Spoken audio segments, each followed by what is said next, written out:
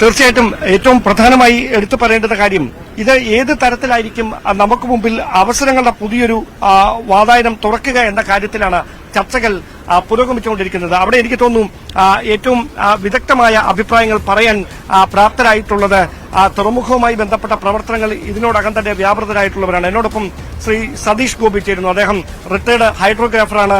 വിഴിഞ്ഞം രാജ്യാന്തര തുറമുഖത്തെ ഏതാണ്ട് 3.5 പതിറ്റാണ്ടിന്റെ സ്വപ്നം യാഥാർത്ഥ്യമാകുകയാണ് നമുക്ക് അപ്പുറത്ത്. അത് ഏത് തരത്തിലാണ് നിങ്ങൾക്ക് അതുമായിട്ടുള്ള ഒരു വൈകാരികമായ സന്തോഷം പങ്കുവെക്കാൻ കഴിയുന്നത്? ഞാൻ ഈ ഡിപ്പാർട്ട്മെന്റിൽ കയറുന്ന സമയത്ത്, തുറമുഖ വകുപ്പിലെ ഉദ്യോഗത്തിൽ പ്രവേശിക്കുന്ന സമയത്ത് ഈ വിഴിഞ്ഞം തുറമുഖത്തിന്റെ പ്രവർത്തനവുമായി ബന്ധപ്പെട്ട ആളാണ്. അന്ന് ആ സമയത്ത് ഏകദേശം ഒരു 30 വർഷങ്ങൾക്ക് മുമ്പ്. അപ്പൊ ആ സമയത്ത് ജോലിയിൽ പ്രവേശിക്കുന്ന സമയത്ത് ഞാൻ റിട്ടയർ ചെയ്യുന്നതിന് മുമ്പ് ഈ സ്വപ്ന പദ്ധതി തീരുമെന്ന് പ്രതീക്ഷിച്ചിരുന്നു. നിർഭാഗ്യവശാൽ ഞാൻ റിട്ടയർ ചെയ്തതിന് ശേഷം 6 വർഷത്തിന് ശേഷമാണ് ഇത് പൂർത്തീകരിച്ചത്. ആ സമയമൊന്നും നമ്മൾ നോക്കുന്നേയില്ല. ഇപ്പോ ഭാരതത്തിന്റെ ഗേറ്റ് വേ ഓഫ് ഇന്ത്യ എന്ന് ചോദിച്ചാൽ ഭാരതത്തിന്റെ പിന്നീട് എന്താ പറയുന്നത് വഴി ഏതാണ്, ഗേറ്റ് വേ ഏതാണെന്ന് ചോദിച്ചാൽ നമുക്ക് ഉണ്ടായിരുന്ന ഒരു ആൻസർ എന്ന് പറയുന്നത് ബോംബെ. പക്ഷെ ഇപ്പൊ നമുക്ക് പറയാൻ പറ്റും ഭാരതത്തിന്റെ ഗേറ്റ് വേ ആയി മാറുന്നത് ഈ വിഴിഞ്ഞമാണ്. അക്ഷരാർത്ഥത്തിൽ തുറമുഖ കവാടമായി, രാജ്യാന്തര തുറമുഖ കവാടമായിട്ട് ഇത് മാറുകയാണ്. അപ്പൊ ഈ തുറമുഖത്തിന്റെ ഒരു പ്രത്യേകത എന്ന് പറഞ്ഞാൽ പണ്ട് മുതലേ നമ്മൾ പറയുന്നതാണ്, ഇതിന്റെ എക്സ്പേർട്ടുകളെല്ലാം പറയുന്നത് നാച്ചുറൽ ഡെപ്ത് 20 മീറ്ററുള്ള ഭാരതത്തിലെ ഏക സ്ഥലം. നമുക്ക് 1 ക്യൂബിക് മീറ്റർ പോലും മണ്ണ് ഡ്രഡ്ജ് ചെയ്യേണ്ട കാര്യമില്ല. അപ്പോൾ ഏറ്റവും ചെലവ് കുറച്ച് ഉത്തമമായിട്ട് നമുക്ക് തുറമുഖം ഉണ്ടാക്കാവുന്ന സ്ഥലം. പിന്നെ ഇവിടുത്തെ ഏറ്റവും വലിയ പ്രത്യേകത എന്ന് പറഞ്ഞാൽ ഇവിടുത്തെ ടൈഡൽ വേരിയേഷൻ എന്ന് പറയുന്നത് വേലിയേറ്റവും വേലിയിറക്കവും തമ്മിലുള്ള വ്യത്യാസം 1 അടിയാണ്, അതായത് 30 സെന്റിമീറ്റർ. അത് നെഗ്ലിജിബിൾ ആണ്. പിന്നെ ഒരു തുറമുഖത്തെ സംബന്ധിച്ചിടത്തോളം through out the year, through out the day, 24 മണിക്കൂറും വർഷം മുഴുവനും ഓപ്പറബിൾ ആവുന്ന ഒരു തുറമുഖമാണിത്. നമ്മൾ ലോകത്തെ ഏറ്റവും വലിയ മദർ പോർട്ടുകൾ എടുത്താൽ ആ മദർ പോർട്ടുകൾ, അമേരിക്കയിലും കാനഡയിലുള്ള മദർ പോർട്ടുകൾ പിന്നീട് ശീതകാലത്ത്, അതായത് തണുപ്പ് കാലത്ത് ആ തുറമുഖങ്ങൾ അടച്ചിടേണ്ടി വരും. കാരണം കടൽ വെള്ളത്തിന്റെ ഉപരിതലം ഐസുറയും, മഞ്ഞാകും, ഐസാകും. ആ ഐസാകുന്ന സമയത്ത് അത് പ്രവർത്തന യോഗ്യമല്ലാതെ അത് അടച്ചിടുന്ന ഒരു കാലഘട്ടം ഉണ്ടാവും. അത് വേണ്ട, 365 ദിവസവും പ്രവർത്തനം നമുക്ക് കാഴ്ചവെക്കാൻ കഴിയുന്ന ഏറ്റവും നല്ല തുറമുഖം. അത് മാത്രമല്ല, അന്താരാഷ്ട്ര നാവിക ചാനലിൽ നിന്നും ഏകദേശം 10 നോട്ടിക്കൽ മൈൽ മാത്രം ദൂരത്ത് സ്ഥിതി ചെയ്യുന്ന ഒരു തുറമുഖം.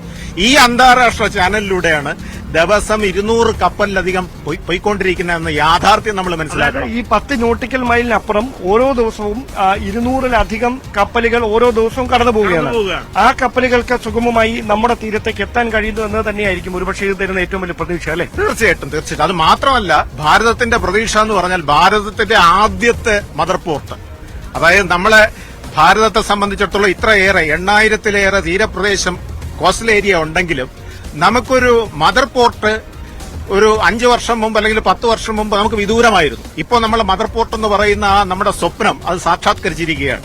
മദർ പോർട്ട് കൊണ്ടുള്ള പ്രയോജനം എന്താണെന്ന് ചോദിച്ചാൽ, ലോകം ഇന്ന് ആശ്രയിക്കുന്നത് കടലിലൂടെയുള്ള ചരക്ക് ഗതാഗതത്തിന് ലോകം ഇന്ന് ആശ്രയിച്ചുകൊണ്ടിരിക്കുന്നത് പടുകൂറ്റൻ കപ്പലുകളെയാണ്.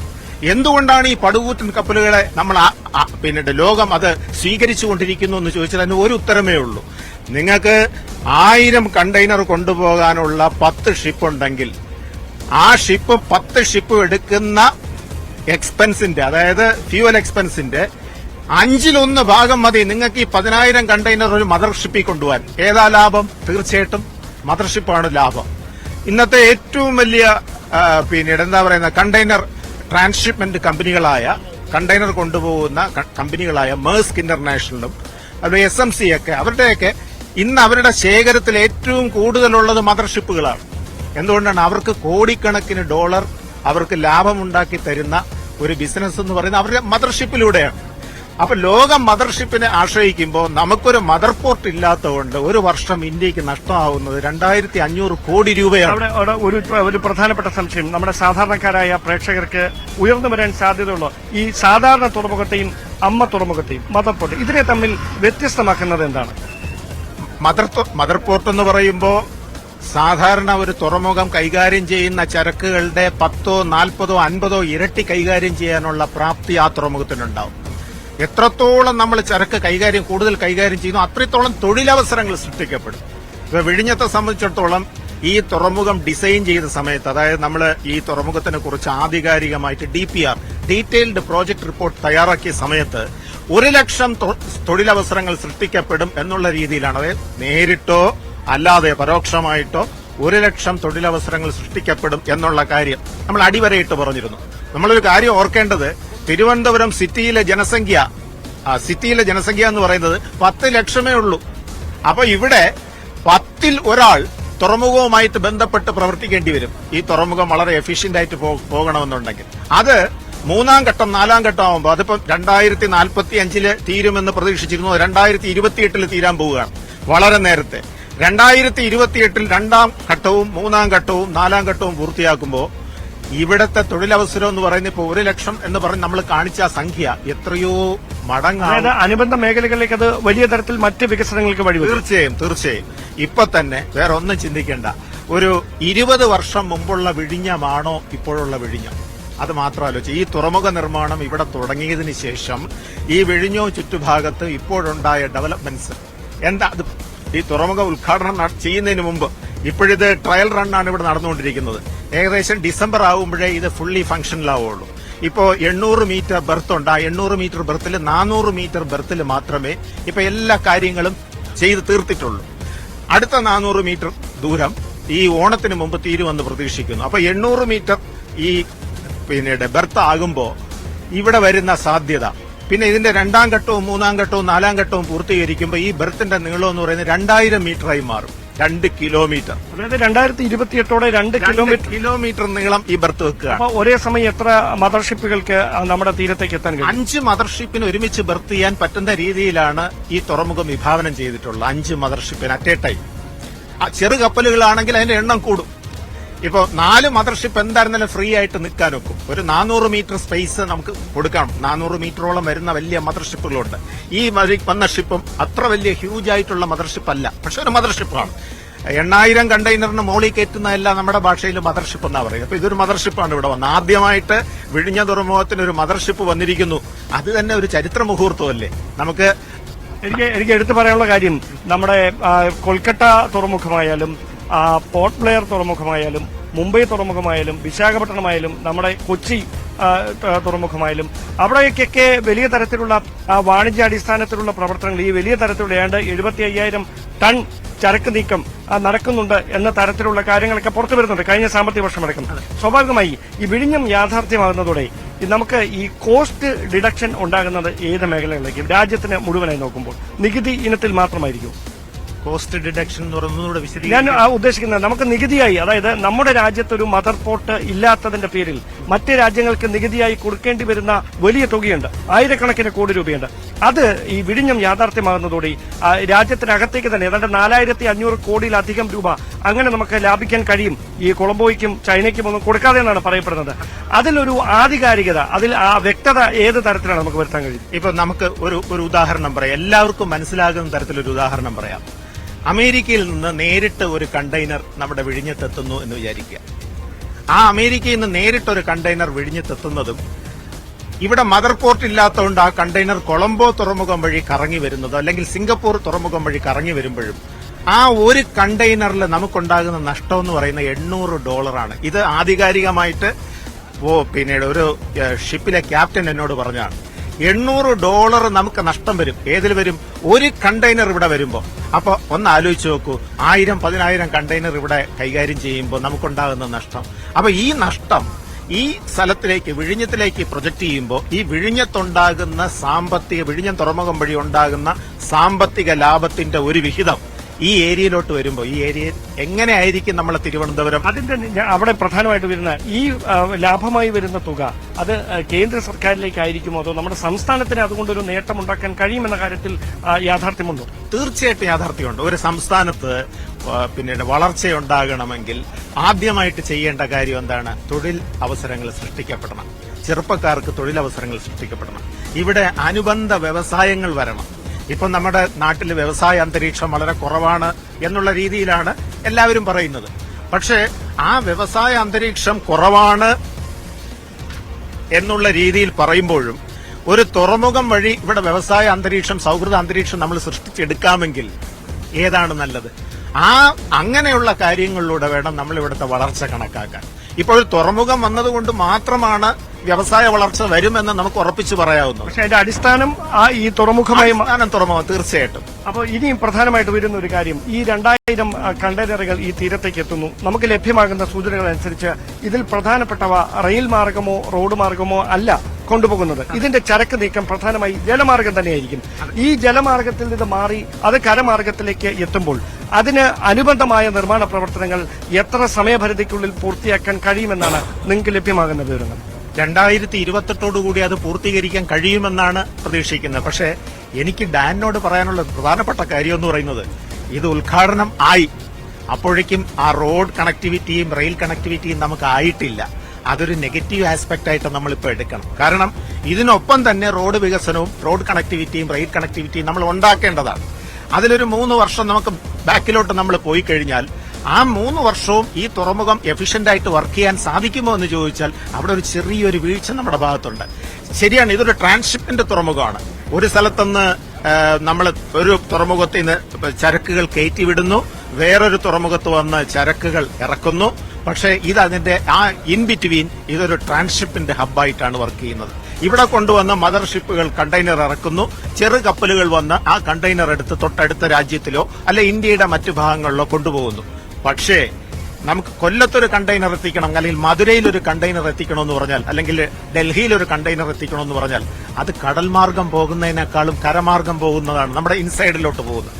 അതും കൂടെ ഡെവലപ്പ് ചെയ്ത് ഫുൾ ഫംഗ്ഷനിലാവുമ്പോൾ മാത്രമേ ഒരു തുറമുഖത്തിന്റെ എഫിഷ്യൻസി നമുക്ക് മാക്സിമം എനിക്ക് തോന്നുന്നു. ഒരു പക്ഷേ ഇത് നമ്മൾ ഈ നിർമ്മാണം നടക്കുന്ന ഘട്ടത്തിൽ, അതിപ്പോ നമുക്ക് മെട്രോ റെയിലായാലും അല്ലെ ഏത് തരത്തിലുള്ള അങ്ങനെ വലിയ വികസന പദ്ധതികളായാലും ആ നിർമ്മാണ ഘട്ടത്തിൽ നമുക്ക് ഒരു ആശ്ചര്യം തോന്നാറില്ല. കാരണം അവിടുത്തെ നിർമ്മാണ ഒരു റോ അവസ്ഥകൾ അങ്ങനെ കിടക്കുന്നുണ്ട്, നമുക്ക് അങ്ങനെ ഒരു ആശ്ചര്യം തോന്നാറില്ല. പക്ഷെ ഇപ്പോൾ ഇവിടെ നിന്ന് നമുക്ക് അവിടേക്ക് നോക്കുമ്പോൾ അത് സ്വപ്നം കാണുന്നതിനപ്പുറത്തേക്ക് ഒരുപക്ഷെ നിങ്ങൾ മനസ്സിൽ കണ്ടതിന്റെ ഒരു ബ്ലൂ പ്രിന്റ് അത് ഈ രീതിയിലേക്ക് മാറുന്നുവെന്ന് പറയുമ്പോൾ സാധാരണക്കാരായ മലയാളികൾക്ക് മുമ്പിൽ അതൊരു അഭൂതപൂർവമായ അത്ഭുത കാഴ്ച കൂടിയായി മാറുകയാണ്.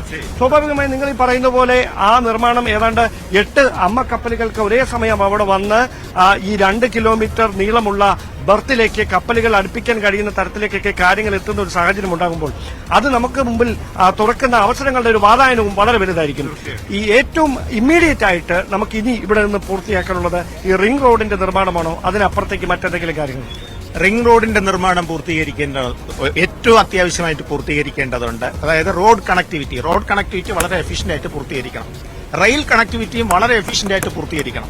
അത് ഞാൻ പറയാൻ കാരണം, ഇപ്പൊ രാജസ്ഥാനിൽ നിന്ന് ഡൽഹിയിൽ നിന്ന് കൽക്കട്ടയിലോട്ടും പോകുന്ന ട്രെയിനുകൾ ഡബിൾ ഡക്കറാണ്, കണ്ടിട്ടുണ്ടാവും. അത് 2 കണ്ടെയ്നർ ഒന്നിനു മേലെ ഒന്ന് കയറ്റിവെച്ച് പോകുന്ന റെയിലുകളാണ്. അപ്പോ ഒരു ട്രെയിൻ പോയി കഴിയുമ്പോൾ 72 കണ്ടെയ്നർ കയറ്റിക്കൊണ്ടുപോകാൻ കെൽപ്പുള്ള സിംഗിൾ ഡക്ക് പോകുന്നതിനേക്കാളും എഫിഷ്യന്റ് ആയിട്ട് ഡബിൾ ഡക്ക് പോകുമ്പോൾ 72 ഗുണം 2 144 കണ്ടെയ്നർ അറ്റ സ്ട്രെച്ച് പോകും. അപ്പൊ ആ രീതിയിലാണ് നമ്മൾ നമ്മുടെ വികസനം മുന്നിൽ കാണേണ്ടത്.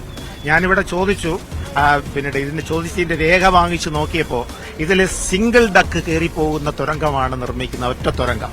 അത് എന്റെ അഭിപ്രായത്തിൽ ഭാവിയിൽ അത് 2 തുരങ്കം വേണം. ഒരു ട്രെയിൻ കയറിപ്പോകുമ്പോൾ ഒരു റാക്ക് പുറത്തോട്ട് ഇറങ്ങി വരാൻ ഡബിൾ ലൈൻ വരത്തക്ക രീതിയിൽ വരണം. എങ്കിൽ മാത്രമേ ഇപ്പോൾ ഒരു 6 മദർഷിപ്പ് ഇവിടെ വന്നു എന്ന് കരുതുക. 6 മദർഷിപ്പില് 1000 കണ്ടെയ്നർ വെച്ചൊരു 60,000 കണ്ടെയ്നർ ഇറക്കി എന്ന് വിചാരിക്കുക.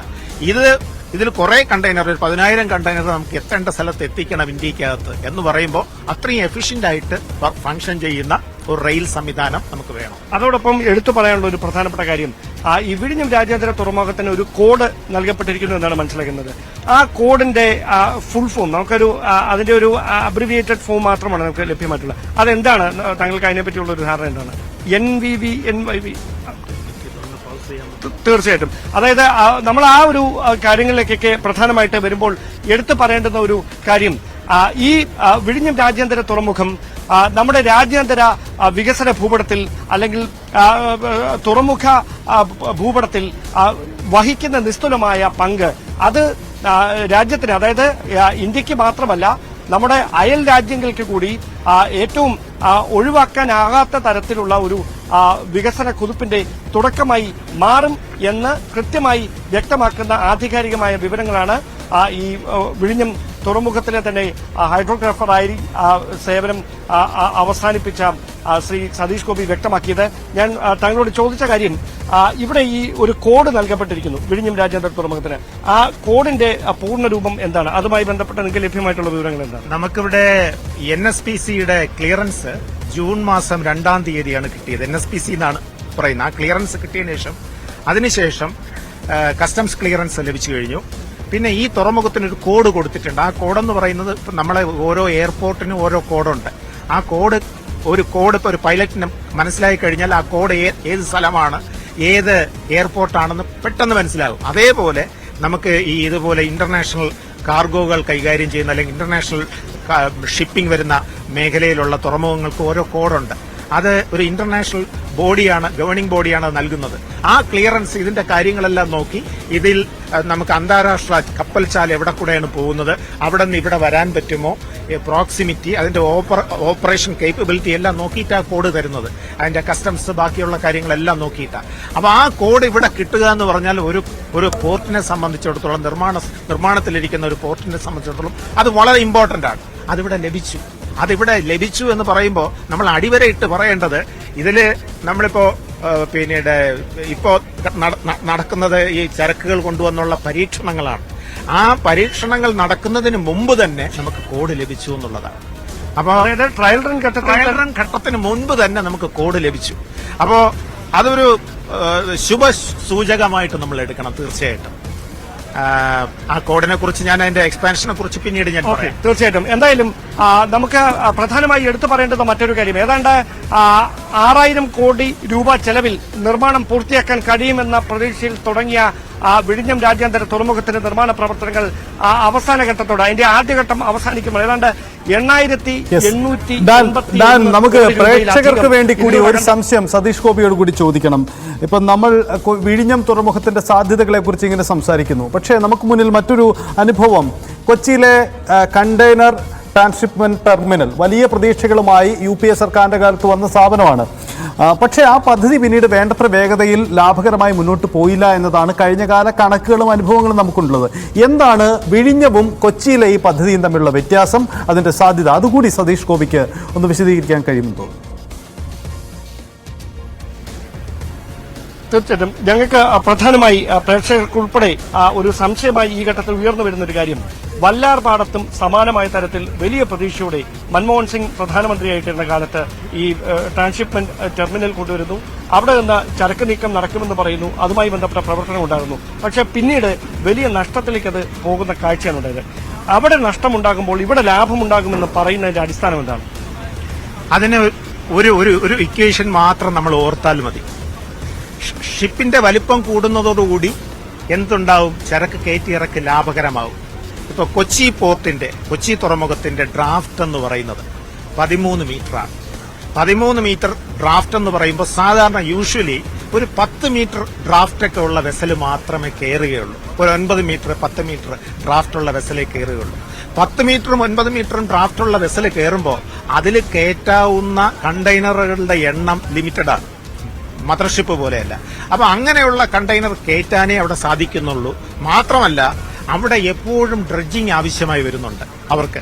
അപ്പോൾ തുടർച്ചയായിട്ടുള്ള ഡ്രഡ്ജിങ്ങും ചെറുകപ്പലുകൾ മാത്രമേ പ്രവേശിക്കുകയുള്ളൂ എന്നുള്ള ലിമിറ്റേഷൻസും ഒക്കെ തന്നെ ആ തുറമുഖത്തിന്റെ വരുമാനം പരിമിതപ്പെടുത്തുന്നു. അല്ല, എനിക്ക് സംശയമുള്ള കാര്യം, നിങ്ങൾ സൂചിപ്പിച്ചനുസരിച്ച് ഏതാണ്ട് 8000-ഓളം കണ്ടെയ്നറുകൾ ഉൾക്കൊള്ളുന്ന ഈ മദർ ഷിപ്പുകൾക്ക് വല്ലാർപാടത്തിന് സമീപത്തേക്ക് പോലും എത്താൻ കഴിയാത്തതാണ് നിലവിൽ അത് ലാഭകരമല്ലാത്ത ഒരു പദ്ധതിയാക്കി മാറ്റുന്നതെന്നാണ്. അതായത് ഇപ്പൊ നമ്മളിപ്പോ എനിക്ക് കൊച്ചിയിലേക്ക് കണ്ടെയ്നർ വരുന്നുണ്ട്. എനിക്ക് കൊച്ചിയിലേക്ക് കണ്ടെയ്നർ കയറ്റി അയക്കുന്ന ആള്, ഇപ്പൊ ഒരു ഏജന്റ്, അയാള് അമേരിക്കയിലുണ്ടെങ്കിൽ അയാള് ചെറുകപ്പലുകൾ ഒരിക്കലും പ്രിഫർ ചെയ്യില്ല. എന്തുകൊണ്ടാ? അയാളുടെ ചരക്ക് ഏറ്റവും കുറഞ്ഞ ചെലവിൽ കൊച്ചിയിലെത്തണമെങ്കിൽ മദർഷിപ്പിൽ കയറ്റി അയക്കണം. അങ്ങനെയാണെങ്കിൽ നമുക്ക് ദീർഘവീക്ഷണത്തിൽ വലിയൊരു പാളിച്ച സംഭവിച്ചിട്ടില്ലേ? കാരണം ഇവിടെ അങ്ങനെ ഒരു മദർ പോർട്ട് ഇല്ല എന്നും മദർ പോർട്ട് ഇല്ലാത്ത സ്ഥലത്തേക്ക് അമ്മക്കപ്പലുകൾക്ക് എത്താൻ കഴിയില്ല എന്നുമുള്ള കാര്യം ഇതുമായി ബന്ധപ്പെട്ട ആസൂത്രണ പ്രവർത്തനങ്ങളിൽ ഏർപ്പെട്ട ആളുകൾക്ക് വല്ലാർപാടം ടെർമിനൽ നിർമ്മിക്കുന്ന ഘട്ടത്തിലടക്കം അറിയാമായിരുന്നല്ലോ. തീർച്ചയായിട്ടും അറിയാമായിരുന്നു. സ്വാഭാവികമായി ഒരു ദീർഘവീക്ഷണം ഇല്ലായ്മയാണോ അത്തരമൊരു നഷ്ടത്തിലേക്ക് വല്ലാർപാടത്തെ കൊണ്ടുചെന്നെത്തിച്ചത് നിഷ്പക്ഷമായി വിലയിരുത്തിയത്? ഞാൻ അങ്ങനെ പറയാൻ ഒരിക്കലും സാധിക്കുകയില്ല. എന്ന് വെച്ചാൽ ദീർഘവീക്ഷണം ഇല്ലാത്തത് കൊണ്ടാണ് അങ്ങനെ സംഭവിച്ചെന്ന് പറയാൻ കഴിയില്ല. ആ തുറമുഖം ഡെവലപ്പ് ചെയ്യുന്ന സമയത്ത് ഇത്ര കണ്ടെയ്നർ കയറ്റാവുന്ന ഒരു തുറമുഖം എന്ന് മാത്രമേ പറഞ്ഞിരുന്നുള്ളൂ. അപ്പൊ ആ രീതിയിലാണ് ആ തുറമുഖം തുടങ്ങിയത്. ആ തുറമുഖം പിന്നീട് പ്രവർത്തിച്ചു തുടങ്ങിയതിനു ശേഷം അവിടെ വന്ന ലിമിറ്റേഷൻ, അവിടെ പ്രവർത്തിച്ചു തുടങ്ങിയതിനു ശേഷം ലോകത്ത് ചരക്ക് നീക്കത്തിൽ ഒരു വളരെ മാറ്റം സംഭവിച്ചു, പ്രകടമായ മാറ്റം. ആ മാറ്റം എന്താണെന്ന് ചോദിച്ചാൽ മദർഷിപ്പും മദർ പോർട്ട് അത് ഉൾക്കൊള്ളുന്ന ഒരു ഇക്വേഷനാണ്. അപ്പൊ മദർ പോർട്ടും മദർഷിപ്പും ഉൾക്കൊള്ളുന്ന ഒരു ഇക്വേഷൻ വന്നതിന് ശേഷം അവിടെ പഴയ രീതിയിൽ പ്രവർത്തന ലാഭം ഉണ്ടാക്കാൻ കഴിയില്ല. അതുകൊണ്ട് ദീർഘവീക്ഷണമില്ലായിരുന്നു അത് എന്നുള്ള കാര്യം ഒരിക്കലും നമുക്ക് അതിനോട് യോജിക്കുന്നില്ല. ഇനി ഏറ്റവും പ്രധാനപ്പെട്ട ഒരു കാര്യം, നമുക്ക് വെല്ലുവിളിയായി നമുക്ക് മുമ്പിലുള്ളത് കൊളംബോ, അതോടൊപ്പം തന്നെ ചൈന, അതോടൊപ്പം തന്നെ സിംഗപ്പൂർ. ഈ പോർട്ടുകൾക്കൊക്കെ വിഴിഞ്ഞം രാജ്യാന്തര തുറമുഖം തീർക്കാൻ പോകുന്ന പ്രധാനപ്പെട്ട വെല്ലുവിളി എന്തായിരിക്കും? തീർച്ചയായിട്ടും കൊളംബോ പോർട്ടിനും സിംഗപ്പൂർ പോർട്ടിനും ജബലലി പോർട്ടിനും, ദുബായിലെ ജബലലി പോർട്ടിനും, പിന്നെ മലേഷ്യയിലെ പോർട്ട് ക്ലാങ്, പിന്നെ നമുക്ക് പറയാം പിന്നീട് സലാല തുറമുഖത്തിനുമൊക്കെ വിഴിഞ്ഞം തുറമുഖം ഒരു ബ്ലോ തന്നെയാണ്. അതായത് അവർക്കൊരു അടിയാണ്.